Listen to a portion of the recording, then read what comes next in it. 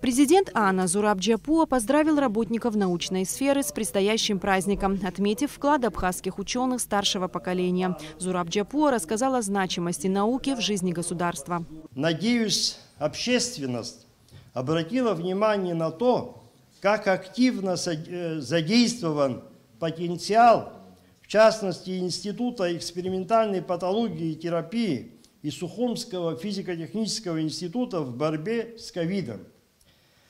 Кто сегодня может написать академическую историю Абхазии, изучать проблемы языка, культуры нашей страны, как не Абхазский институт гуманитарных исследований? Кто сегодня может изучить вопросы сельского хозяйства, как не институт сельского хозяйства? Советник президента Абхазии по вопросам культуры и науки Нукзар Логуа зачитал поздравления Аслана Абжане всему научному сообществу республики. Быть ученым значит посвятить свою жизнь ежедневному кропотливому труду, наполненному новыми открытиями и знаниями. Имена наших великих ученых вписаны золотыми буквами не только в отечественную, но и в мировую науку. Отрадно, что нынешнее поколение абхазских научных работников, бережно храня и приумножая славные традиции предшественников, делится своими высокопрофессиональными знаниями с теми, кто только начинает свой путь науки. Без развития науки невозможно развитие государства. Руководство Республики Абхазия будет и впредь уделять пристальное внимание развитию науки, поддерживать инициативы ученых. На собрании были представлены научные работы сотрудников ААНа, в том числе и опубликованные за рубежом. Доктор экономических наук Заур Шалашава презентовал книгу, вышедшую в 2020 году. Работа явилась результатом совместных исследований Института экономики и права ААНа и Северо-Кавказского государственного университета. Книга называется «Государственно-частное партнерство как инструмент развития международного сотрудничества России и Абхазии в условиях цифровизации». Автором, редактором с абхазской стороны я ваш покорный слуга, российской стороны была доктор наук профессор Парахина. И вот эта книга вышла под грифом Министерства науки и образования Российской Федерации.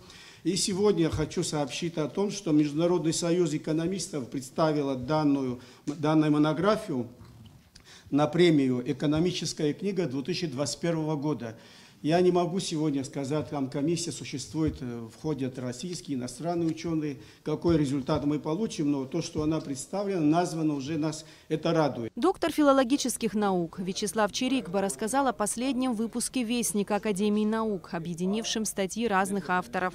Издание представлено в 2 сериях – гуманитарные исследования и естественные науки. Поскольку по БЕГи уже лет 6 уже не сдается почему-то сборник по филологии, да? И практически это единственное издание, где можно публиковать работы по филологии в Абхазии сейчас, к сожалению. Но зато здесь очень много места, 300 страниц и очень такое насыщенное содержание. Здесь разделы языкознания, литературоведения, истории, экономики, социологии, рецензии. Тоже, кстати, очень важно, что в Абхазии практически вымирает жанр рецензии. Кроме того, на собрании единогласным решением был избран директор Института ботаники. Им стал академик ААНа, доктор сельскохозяйственных наук Лёси Кайба. На мероприятии были вручены дипломы кандидатам наук и премия молодому ученому Рашиду Цвижба за лучшую работу на абхазском языке в области естественных наук. Академия наук Абхазии была создана в трудное послевоенное время по инициативе первого президента Абхазии Владислава Арценба. Академия взяла на себя задачу сохранить опыт прошлых поколений и обеспечить дальнейшее развитие науки в стране. Очень позитивно оцениваю состояние абхазской науки в Абхазии. Конечно же, сегодня есть очень серьезные проблемы. Они связаны не только с ковидом, но и с экономической ситуацией в Республике Абхазия. Однако традиции, которые существуют сегодня у абхазской науки, у науки в Абхазии, они сегодня, можно сказать, развиваются. Защищаем кандидатские, даже докторские диссертации здесь у себя в системе Академии наук Абхазии. И плюс Естественно, без этого не обойтись. Мы, благодаря нашим контактам с нашими коллегами в Российской Федерации проводим, проходят стажировки наши молодые ученые, защищают там в различных институтах, центрах Российской Федерации диссертации. Сегодня Анна развивает несколько научных направлений. В ее структуре 3 отделения – гуманитарных и социальных наук, физико-математических и технических наук, медико-биологических и сельскохозяйственных наук и наук о земле. Во все эти отделения, в разных институтах академических готовим молодых людей, молодые кадры.